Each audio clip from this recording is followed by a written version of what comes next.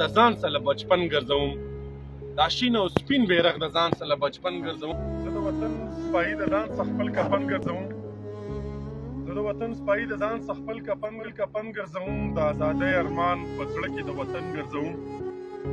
زه سلطان خیل او پنده خیل بچی د امن بیرغ د ملکنډ د زنګو غرونو په لمن ګرځوم.